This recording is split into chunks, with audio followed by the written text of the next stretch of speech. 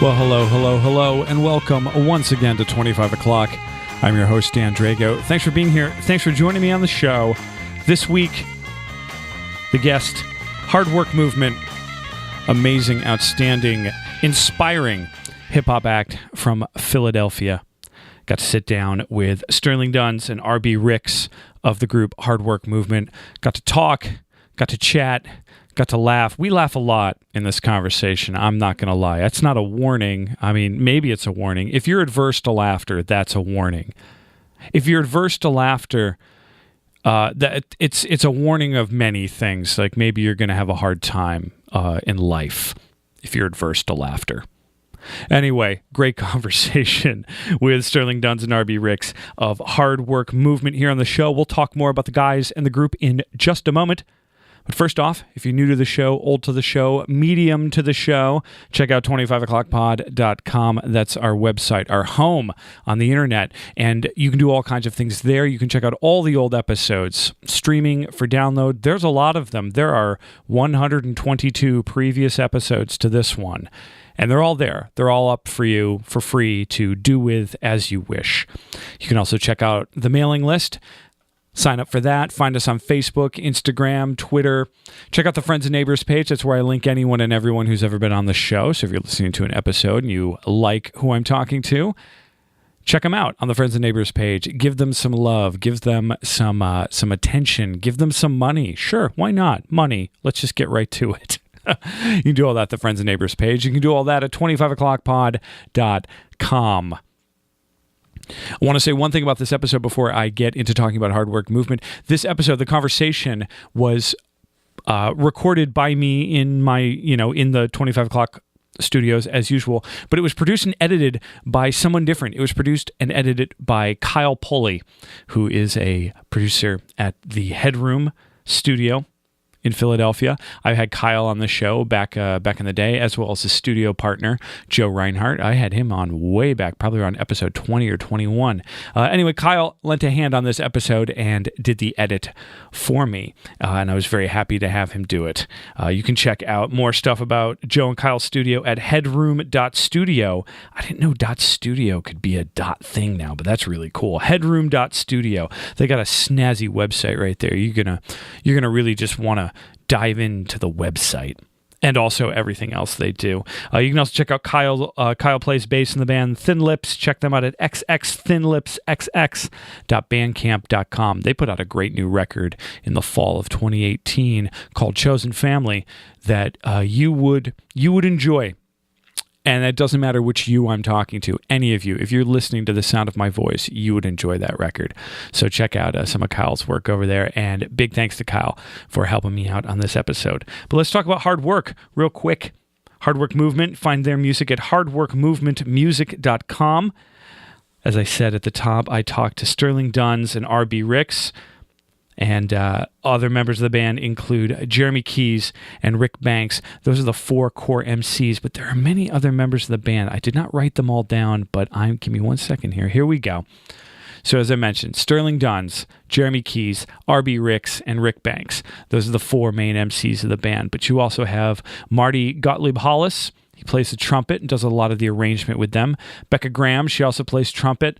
Danny Gershkoff, she plays flute and sings. Jeremy Prouty on bass guitar, and Angel O'Connor on drums. That is the lineup of Hardwork Movement. I didn't want to give anyone short shrift right there because they really are. They are a band that are the sum of its parts. Yes, there are four main MCs doing most of the singing and rapping and talking and general merriment when you go to see them live, but there's a whole band behind them. And the vibe of Hardwork Movement, the vibe of the guys from talking to them is that they're all part of the same goal. There's no one person or persons who are more important or less important in the Hardwork Movement.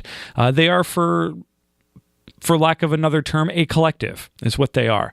A very positive, groovy, outstandingly energetic collective. And you can check out their music, hardworkmovementmusic.com.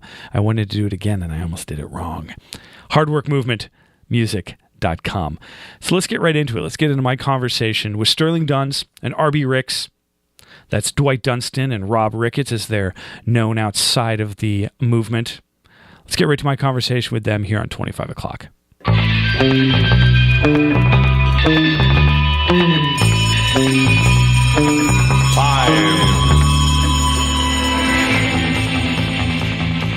You guys are from here, like born, raised Philly? Born and raised.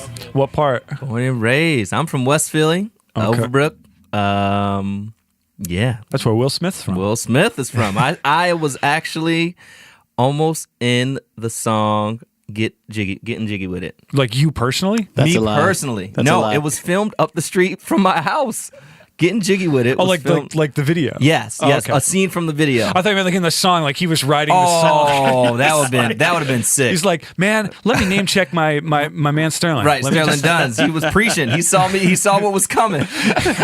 Be like, this guy's gonna do something. I'm putting him in. Right, I'm putting him in a song. I'm putting him in Getting Jiggy with It. So yeah, I'm from West Philly, and I grew up in like northern Philly, but it was like Alny section of Philadelphia, okay. Alny Logan / section. Yep.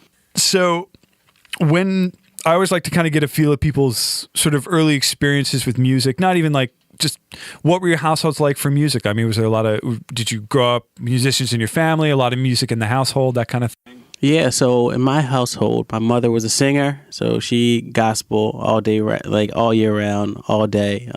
Cleaning the house. Kurt Franklin is on blast, Yolanda Adams is on blast. She's singing. So that was definitely around. In the household, my father was a bass player, so my father is also from Jamaica, so a lot of, some roots reggae music. Of course, you had your Bob Marleys, you have your, Mighty Diamonds, the Mighty Diamonds, of course. I'm trying to think of some staples, some Dennis Brown, some hardcore roots reggae was definitely around in the house. And of course, myself, growing up, I had a combination of both worlds. So, I have some roots with, the reggae side and then also the gospel side, but then also just kind of finding my own lane, which is like, some of the hip hop, the R&B, of course. Like I was a big, Lauryn Hill fan growing up. Yeah. Mace was a big inspiration. And then, of course, as I got older, the influences kind of continuously, sprout out as well. Yeah. And, RV laughed at Mighty Diamonds because we hung out with the Mighty Diamonds and RV's dad.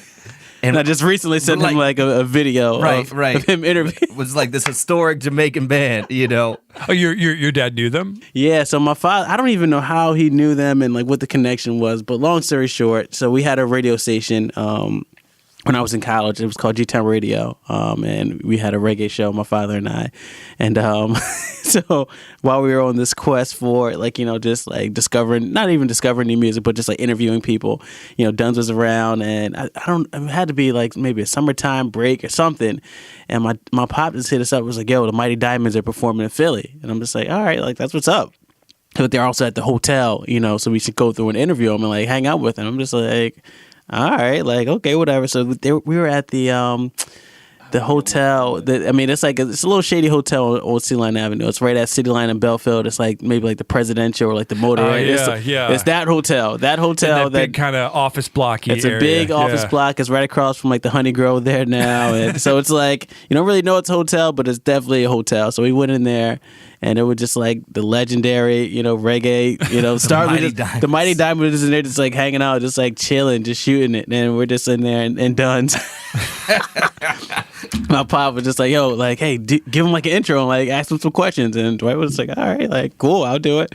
And like, so I was. It's not very like, you guys were just like, up until the moment you saw the Mighty Diamonds, you like didn't believe them. No, that's exactly. Like, we're not going to interview them. And they were just like so chill about it. Yeah. And like they knew that we didn't know what we were doing, and they were just like, all right, whatever. They absolutely knew. And as soon as the camera went on, Dunn just like, hey, we're chilling here with the Mighty Diamonds. Hey, say something for us. Right. At that time, my stage name... Super awkward. Right, it was very awkward. My name was Mars McPluto, was my stage name. And I'm like, yo, this is Mars McPluto chilling with RB, and we're here with the Mighty Diamonds. It was the most awkward.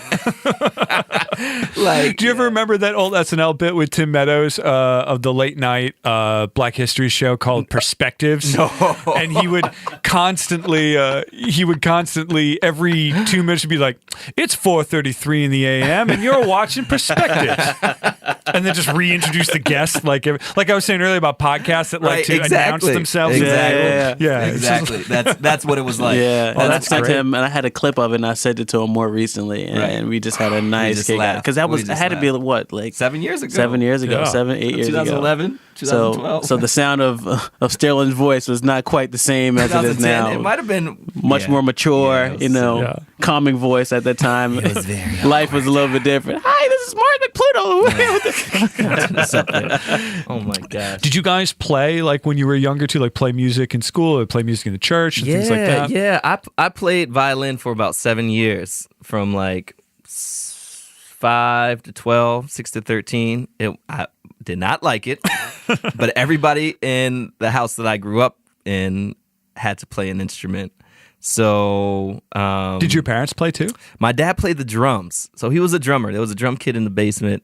I don't know why I didn't get a drum set, or I guess I could have I didn't get like official drum lessons. You didn't get I got, access to the drum right, kit. Right. It was like down there, right? And it was like this, my It was pops like dad's Right. Dad's area. Drum, right, Step right, brothers. exactly. Yeah. Right, Step brothers. exactly. Touch my drum kit. Right, Don't touch exactly. my drums.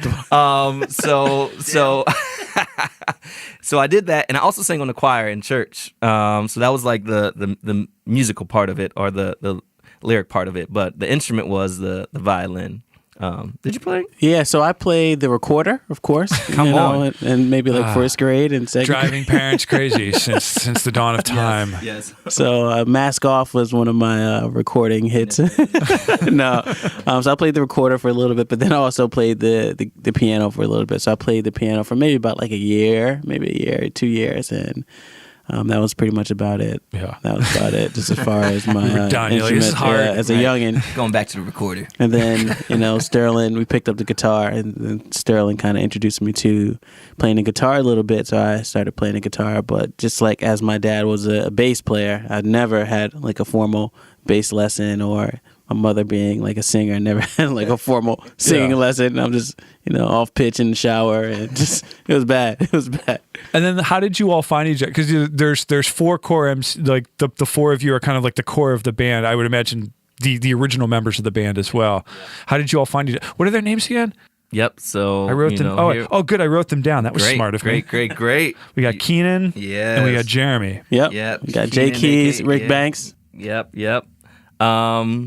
Three of the four of us went to high school together. So I met RB. We were 13 when we first met. It was like an orientation day at the high school we would soon enroll in. So we were just youngins, but we actually played basketball against each other too. Front Central, what up? And what's up, FC? But we played AAU basketball against each other. When we played were a few 13. times. Yeah, we played against each other. So that's how we first met, and then we found out we were going to the same school. And Keenan, Rick Banks, was a few years older. He was a senior when we were coming into ninth grade. So that's how three of the four of us knew each other. And then I went to college with Keys, so we've known each other since I was 19. So a good chunk of time. Yeah. Since we were teens.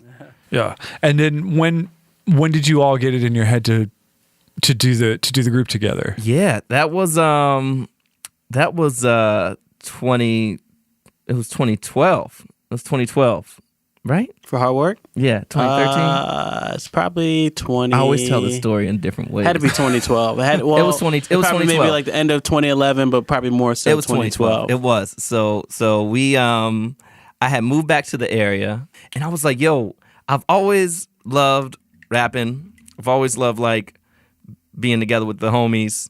And RB started DJing around that time too. And I was like, Keys can sing. Oh yeah, and Keenan makes beats. Like he makes beats. I'm like, well, let me start with Rick Banks and say like, yo, tell him I want to do this thing. So we met at a corner bakery in Suburban Square.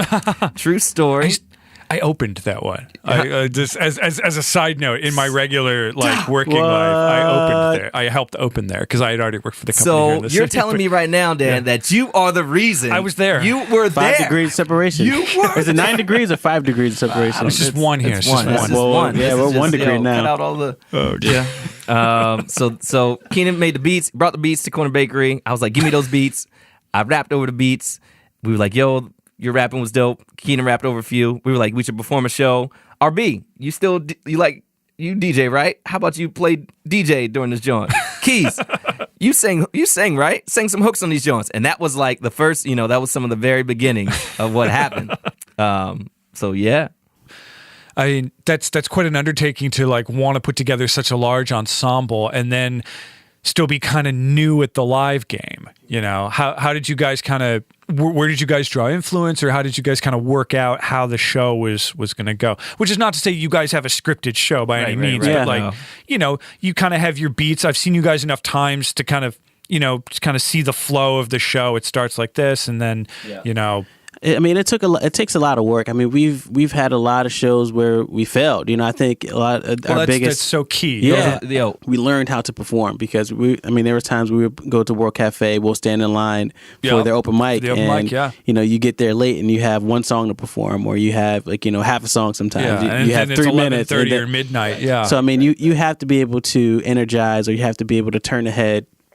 We have a good amount of hours on stage now where we can make a play here, or insert this song, let's do this song, let's scratch out this song. So I mean, those type of things are the things that we have that acquired knowledge to be able to adapt to almost any situation and perform and and have a crowd be able to rock with us for a little bit. We've been through a lot. I know you would think there was like 3 things that went through your head, bro. And not get booed off the stage. You guys have been booed off the stage. I think others said booed or passed out or like booed off of. Yeah. I always go. One of my greatest. This is a moment, and these moments happen, and they just they change you, or they've changed me. Where you just face adversity, right? You just face adversity. And I always joke about this, but this was 2014. One of the mixtapes that we came out with was called Summer Home. And it had a song on there with Keys called New Year. I thought this song was hot. I made the beat, I made this beat on Logic. We rapped over this beat. And I submitted this song to an online radio, something. And their whole premise was you send it to us, we play it live, and the audience gets to vote on whether it's hot or not in real time, right? And so I send this joint, and I'm on the phone with my friend in New York, who's awesome homie, who's been such a support.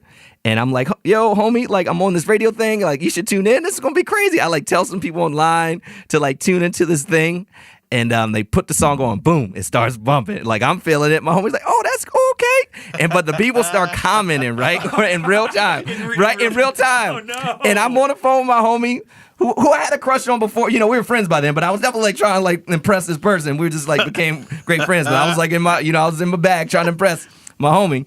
And people are commenting, and people are like, there's some mumblings, right? It's like, it's okay. And then one person be like, oh, I like that. But then 10 people be like, nah, that joint not hot. And then somebody was finally just typed in oh man, this is whack. And then finally the radio host is like, I'm sorry y'all, but this gets the thumbs down. And they cut the song off before Keys' verse even come on. I'm on the phone with my friend, and she's just like, I'm so sorry that just happened to you. And I was cracking up. I was just that was the only reaction. I was like, I got to call you back. And I was just cracking it up.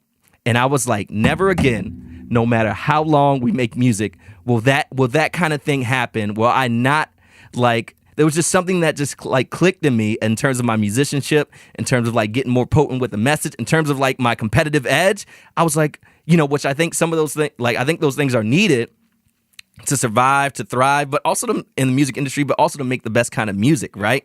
And I was just like, never again.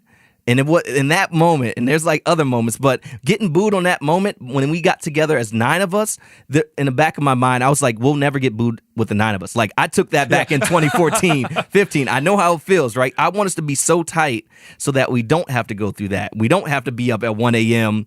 playing a set with 3 people. A lot of us took some of the bruises in the music industry. And so when we all came together as a 9-piece, we had been through, there's not only years amongst the 4 core MCs. Our eyes have seen some things at that point. All 9 of us have seen some things. Because everyone's come from their places and their other projects and all that. Everyone's had the ups and downs. I wanted to ask too, because we talked about musical influences, but so much of what I get out of Hardwork Movement, aside from being, a band of music, is that you guys have a super specific message or a very specific vibe. It seems to be, very positive, community oriented, very inclusive. And I'm curious, like we've talked about musical influences, but do you guys have any sort of influences? Just I wrote down here like life influence, like philosophical influences, something like that, like things that kind of got you in the mindset of wanting that kind of message to be in your music. Yeah, thanks, RP. This is your realm right here. This is Dunn's wheelhouse right here. You know it is.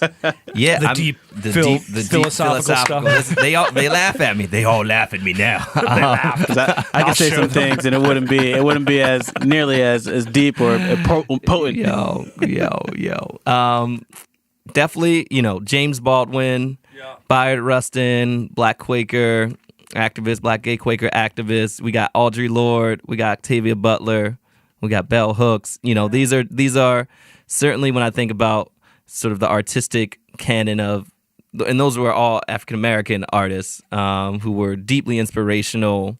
Well, the Bell me. Hooks makes a lot of sense because the idea of the feminist pedagogy being not so much woman oriented, although that is part of it, but to just like the thing I always took away from the feminist pedagogy was just moving the classroom into a circle. Like we're not doing the authority thing where a person up there talks and we all sit in a row and we listen and write it down. And when you think about your shows, it makes a lot of sense because there's a lot of inclusiveness. It's almost like you have taken the show and instead of you on stage and the audience looking up at you, you've almost like drawn the show as a circle. Right. Or drawn the audience as a circle around the show and just been like, all right, we're all kind of in this together. Yeah. Yes. Adrienne Marie Brown and Autumn Brown, they're, two very current writers, brilliant people. And we take, like you just named so beautifully, Dan, it's, I think, so much about the collective, like collective growth, collective creativity, collective liberation.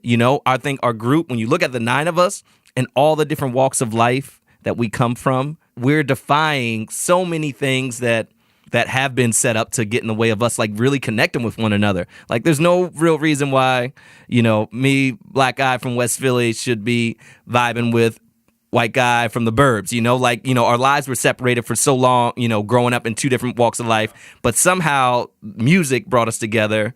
RB was talking about the power of music. It like transcends all these other things and that were meant to really separate us and like keep us segregated, separated. I think you named it. That's why our concerts feel like inclusive. They look diverse. I think it's because it's a reflection on what we try to do and build when we're at practice, when we're with each other. And it's not easy, right? It's not only like not easy to get 9 people in a room to like come to band practice. It's not easy for 9 people from different walks of life to like be in community. And it's a struggle.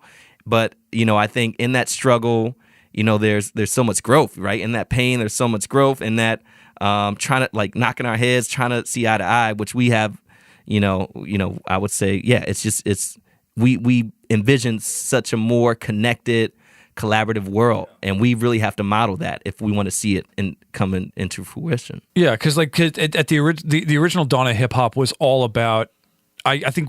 I don't know if you guys said it or someone said it in an article about you. I think one of you said it, where like the whole core of hip hop was taking disparate elements, little pieces here and there, and melding them together in what made sense for you. And this is all fresh in my mind because I just finished reading the Beastie Boys book, where they talk a lot about like their experience with early New York hip hop and how it all started as like, well, we don't have a band, but we have these records. Yeah. And what if this part of the record went together with this part of the record, and then our friend, who's good with words, and this is not the Beastie Boys example, but like how hip hop kind of came out with like, and our friend who's good with words, he'll say some fun stuff over it, and everyone will get together, and we'll have a big, loud sound system party, and that's what it's all about. Yeah. And that you guys bring that vibe back when you play live. It's that, almost like block party type of situation where it's just like, we're going to set up here and everyone just come on out. Yeah. It's not, there's certainly nothing intimidating about it. There's nothing, your message is not negative, although you do tackle a lot of negative things that you want to talk about. You kind of sugarcoat the message with the party, but in the end, the message is still there. The message is there. And yeah, and there's so much, and I would even complexify it just a little bit, Dan. Oh, good. I would just Yeah, let's do complexify that. it a little bit. Because I think about the origins of hip hop and all, like, people didn't even know what was happening while all this stuff was going down in the Bronx, right? You know, well, the BC say it didn't come to down. They say hip hop came downtown until like 80, 81. Right, but had existed. But it had been since the late 70s, and people like doing that stuff, and like a mix of that and like what was going on in disco and all that. Exactly. And people knew how you were talking about how it makes you feel, right? People would go to these parties that DJs, you know, like DJ Kool Herc was one of the earliest people doing all this work. And then the ways that the MCs and the B-boys and graffiti artists, all these people came into the fold. It brought in visual art as well as music and spoken word and all that stuff. And it was all centered on, like, I'm just thinking of, I would have loved, it would have been amazing to be there, you know, while this was happening or occurring. But this was all under the guise of, like, you know, the Bronx was a very desolate place, right? It was like a forgotten place. Yeah. People wrote it off, you know, and it was mostly... People fled north because the Bronx was one of the original suburbs of New York City. Right. But in the 70s and 80s, people, I mean, they call it white flight for a reason. They all went north. And left, and so these black and brown poor folks are left there, and they're like, you know, and hip-hop didn't by any means rid all the crime and the job insecurity and all the things, the pain there, but it gave people an opportunity to say, here's an art form that I'm going to use to get liberated, to like free myself. Like, I can't, you know, even though the world's trying to forget about me, I'm going to spray paint on this train that's going to go from the poorest parts of New York and go up to the richest part, and they will have to acknowledge my existence.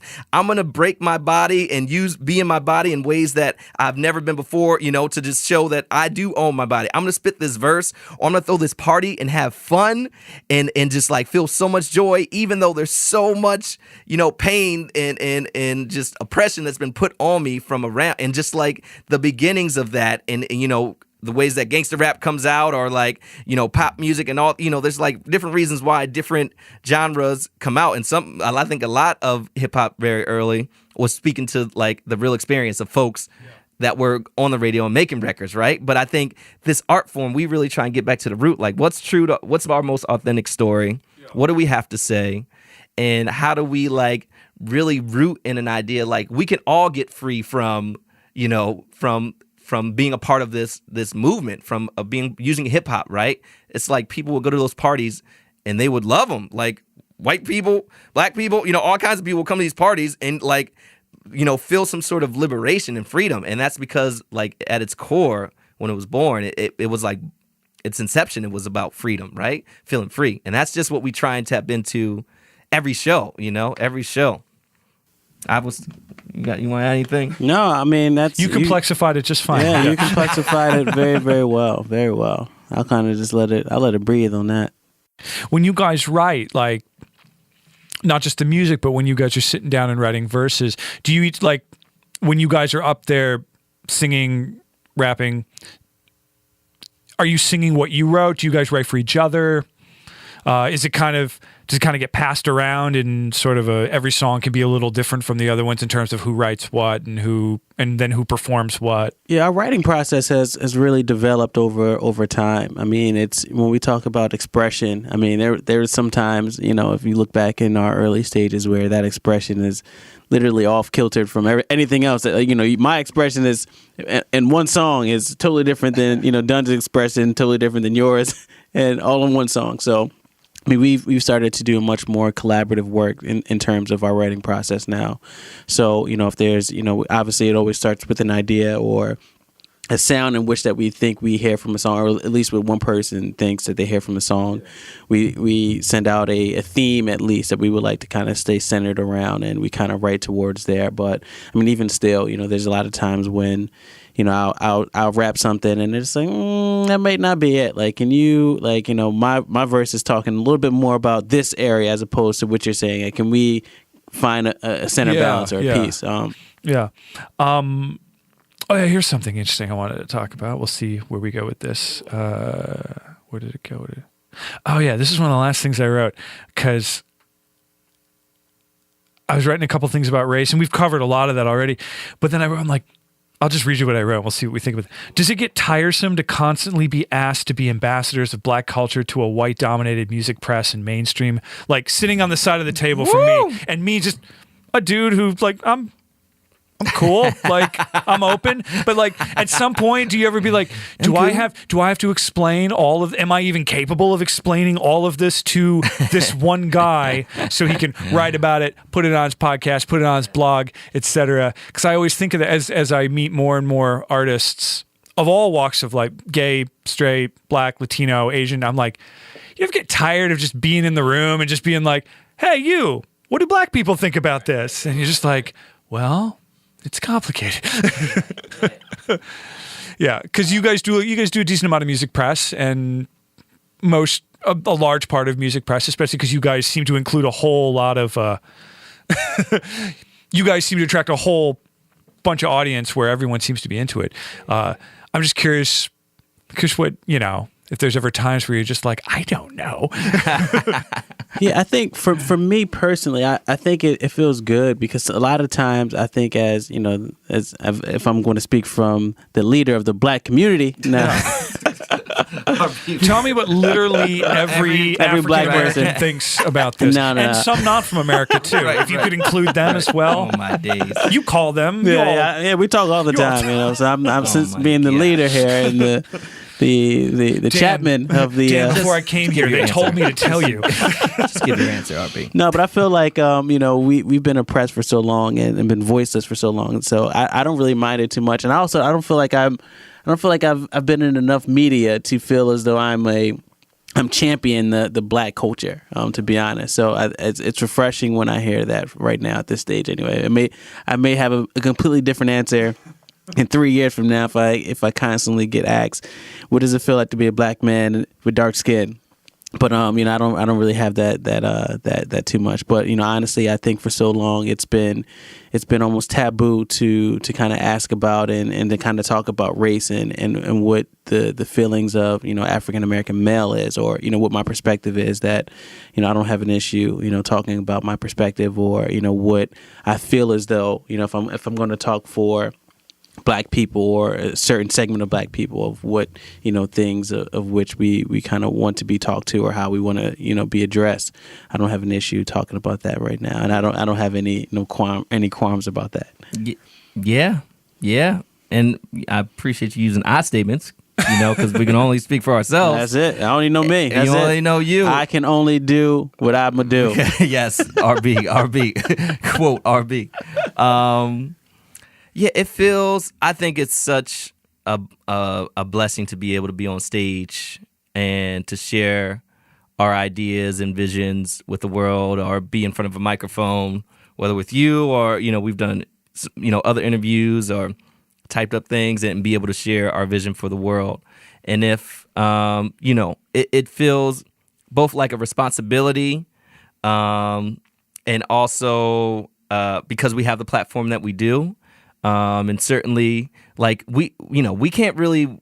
I don't feel like I can wait until I'm super duper famous to like send that tweet that's about love or justice or equity or like the environment or tackling racism or xenophobia. I can't wait till I'm famous to do all that. Right?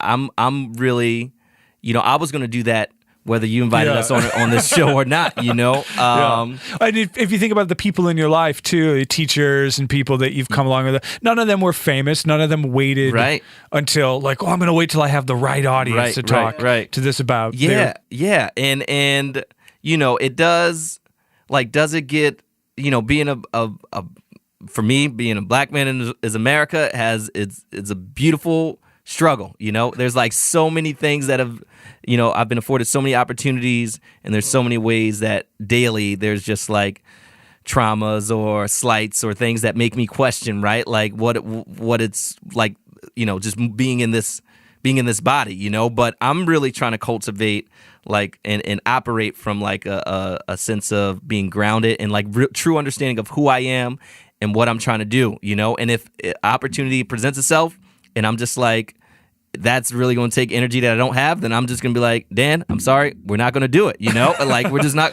or I would be like, you asked that question, I'm like, no, that's a stupid question, like, keep it moving, but I think, it's very possibly a stupid question. Right. But. No, I think it's, and I think we're taking the time. You might ask 2 other black MCs, they might be like, Dan, that's a stupid question, but we're, I think it's, I think for me, I don't champion, there's no way we can champion the whole black people, black experience.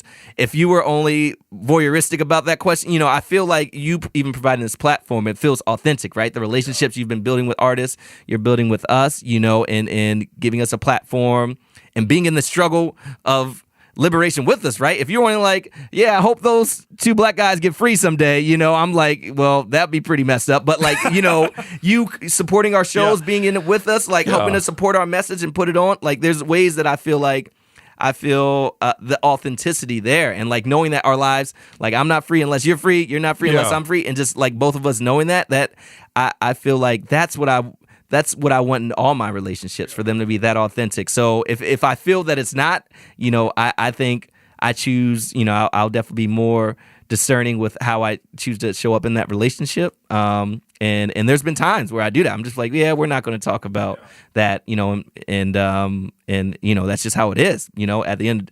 But at the end of the day, I like to believe that we can all get to the promised land together. We get all, collective freedom is possible. And let's just go. Let's just get there.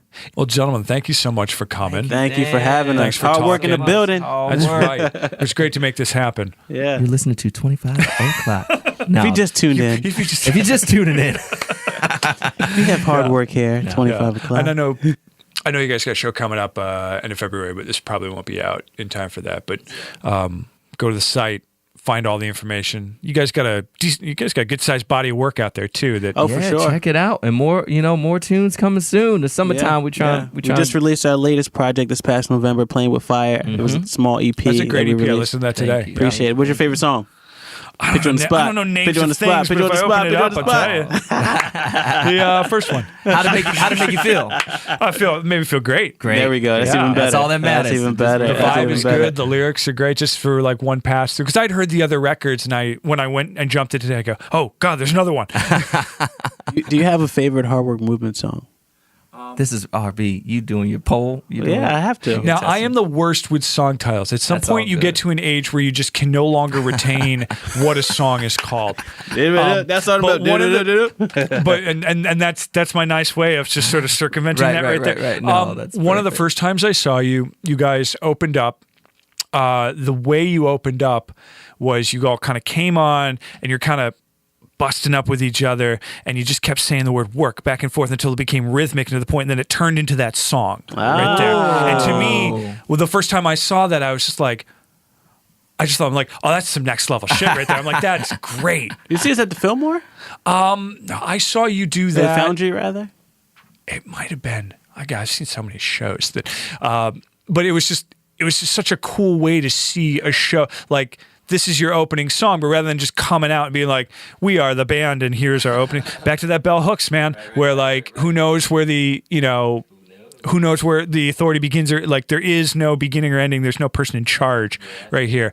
For you guys to kind of roll onto the stage in conversation, like we had, like we were just watching you guys hang out. And then watching that cadence tighten up and be like, oh, this is a song. And for me, just as a performer, like who always digs off different, kind of out there ways of doing a performance, I just sat there. I was like, oh, this is great. I'm like, ooh, that's an even better answer than the song title. There we go. See, I did it. You crushed that thing. Once you learn, man, That's you can awesome. you just talk your way around. Yo, it. listen. That's what I get. That's I say Duns podcasting knows all 101. about that. That's what I got. You just talk until they're just like, that seems That like sounds an about answer. right. That's That sounds right. good Is enough. that right? How's that sound? Did he stop? Right. It's like, that's what I learned in college. That's beautiful. Me That's too. beautiful. If you just talk long enough, eventually someone will be like, yeah, whatever you said, just please stop talking. Come on. That's how I get them. That's how I got us to play Kung Fu Necktie. That's it. Just kept talking until everyone showed up. Kept talking. He's still talking about it now. Talk about it. Awesome, guys. Thanks for coming. Thank you for so having us. much. Appreciate it so much. Till the end of time.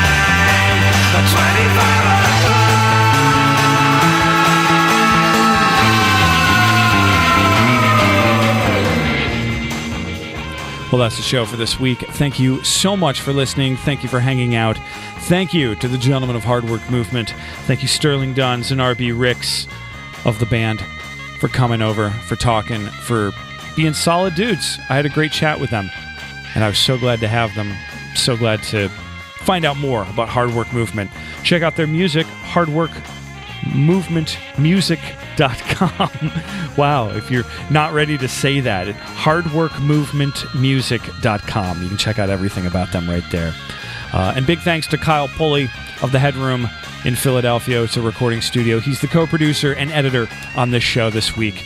Check out the studio at headroom.studio. Yes, you can .studio. I did not know that, and I just can't get over it. Kyle also plays bass in the outstanding Philadelphia band Thin Lips. Check them out, xxthinlipsxx.bandcamp.com. Check out 25o'clockpod.com too. As long as I'm naming websites you should check us out there.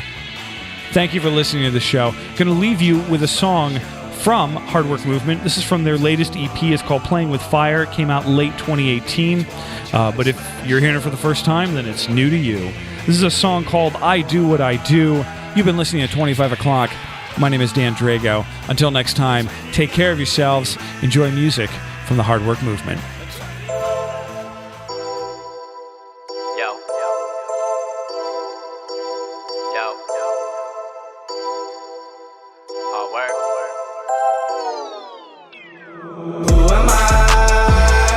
I'm a mastodon, Bruce Wayne with a cape and a mask, come on. I'ma shake down the gates till I grab the throne, How'd I last this long? With some rundown dunks and a cardigan. Had to run down young, can't afford the bus. I'ma run down once till I pass the sun, I'm a beast mode on the B-side. All for a nice ride and a hot tide. Gotta get mine while I got time for a cop slide at a stop sign. And he pop 9. All the dudes in my crew in my top 5. Bet the odds even know it looking lopsided. Gotta fly till I die sky on my mind, pride on the line, prime time when I grind out. Shout out to the young, black, and beautiful. I JJ every day cause it's shooter shoots. Yeah, we too big to fail, yeah, we too obtuse. It is comical, comic view, double bruise. I'm iconical, Sugar Ray with the hooks. I monopolize monologues, mustache and monocle. So diabolical with the moves. King when the cadence was. Pray that we make it, I'm gone. Hey, they be like, RB, you the realest. Gold flow, any competition gon' kill it. The whites in the bird, thugs, they gon' feel it. The game up for grabs, I had to go and get it. Listen, I ain't the one that's about to brag or boast. I hit the beat and get it poppin' like a slice of toast. Hit the mall, tags me steady poppin'. 10, 20, racks and demons, what I'm dropping. 1 o'clock, 2 o'clock, rap. Losing track of time and hoping the clock stops. Boating on the scene, you saying about them blocks. Haters watching my chic style, shout out to Locks. I do what I do, I do what I do, I do what I do, I do what I do. See the L's and we juke, and we making a move, making a move. I do what I do, I do what I do, I do what I do, I do what I do. See the L's and we juke. You know I bust and burn them, twist and turn them. These rappers don't be learning. Try to set the beat, rest them on the feet. Easy money I be earning. Your show is over curtains. No L's like my name Nerlens. And I can spit it, man, I rip it, ludicrous with it. Peace, I'm disturbing. But like LeBron, you don't wanna whip Philly. When the lights come on, big sound like I'm Willie. When I get the baton, man, I done some real Philly. Like Curry, I bombed and I hit him with a shimmy. No wheelchair Jimmy, but I started from the bottom and I made it to the top stairs. More like Meek Millie. Don't sleep cause I show you dreams and nightmares. And I was built for this, like Will, like chill, like built with this. Or can't say skill with this. Don't test me on the mic, I show what realness is. That's why they always feeling the kid. Audio 2 top feeling the kid. And if you came for the bridge, it ain't Harvard, but you can still learn the lesson cause it's hard work. Yo, my life a movie. Shout to Spielberg, shout to Coogler. Black man in some Vans, but run it like Pumas. All these other cats is funny, like they sense of humor. I can sense they get intense, they hear that mixtape booming. First I deliver it, then all the critics get twittering. Then the awards they consider them. Wanna be different, I'm on and they sick of them. Said it, I'm on and they sick of them. Ricky and Smooth, they be hitting them. Easy to prince in the sense, I'm convinced that his gifts are the best in the hemisphere. Homie, I ball out the most. East to the west, I get ghosts. Heat up the beat like a toast for a glass, then I toast mama, looky, we on. Bumping your system, so listen. Mission, the movement is building. Check it, the label is coming, they phenom. I wonder, they paying attention? Nope. I do what I do, I do what I do, I do what I do, I do what I do. See the L's and we juke, and we making a move, making a move. I do what I do, I do what I do, I do what I do, I do what I do. See the L's and we juke.